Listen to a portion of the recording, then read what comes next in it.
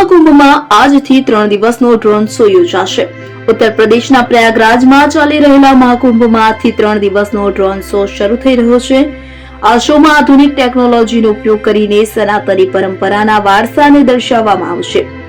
મહાકુંભની આધ્યાત્મિક ગાથા તેનું મુખ્ય આકર્ષણ રહેશે, જેમાં ભારતીય પરંપરાઓને રજૂ કરવામાં આવશે.